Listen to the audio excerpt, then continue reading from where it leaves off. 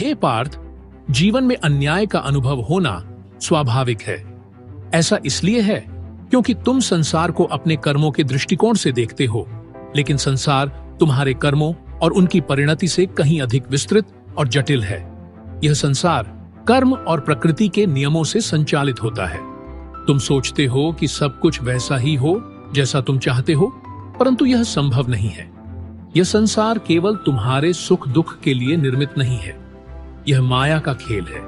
यहाँ जो कुछ भी होता है वह केवल तुम्हारे कर्मों का फल और उन कर्मों के पीछे का उद्देश्य है।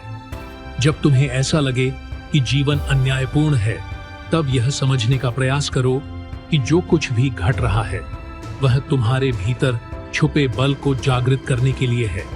कठिनाइयां तुम्हें तोड़ने के लिए नहीं, बल्कि तुम्हें प्रबुद्ध करने के लिए आती है। जब तुम फल की इच्छा छोड़कर केवल अपने धर्म का पालन करोगे, तब यह संसार तुम्हें अन्यायपूर्ण नहीं लगेगा। जीवन में सुख और दुख, लाभ और हानि, जय और पराजय, ये सब द्वंद्व हैं।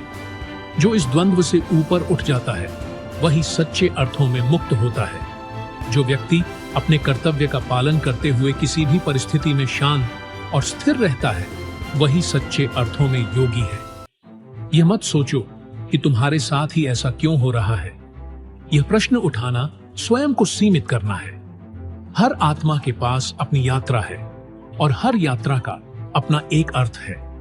जो आज तुम्हें अन्यायपूर्ण लग रहा है, वही भविष्य में तुम्हारे लिए महान उद्देश्य को पूरा करने का माध्यम बन सकता है। तुम्हारे लिए सबसे बड़ा धर्म है अपने कर्म में लगे रहना। अपने विचारों को स्पष्ट करो, अपने मन को शांत करो। जब तुम्हारा मन शांत होगा, तब तुम स्पष्ट देख सकोगे कि अन्याय के पीछे भी ईश्वर की कोई गूढ़ योजना है। इसीलिए दूसरों की तुलना से बचो। तुलना ही वह कारण है जिससे जीवन अन्यायपूर्ण प्रतीत होता है। यह संसार तुम्हें उसी परीक्षा में डालता है जिसके लिए तुम तैयार हो, और जो कुछ भी आता है वह तुम्हें तुम्हारी आत्मा के उच्चतम स्तर तक पहुंचाने के लिए आता है। याद रखो, यह जीवन केवल परीक्षा है।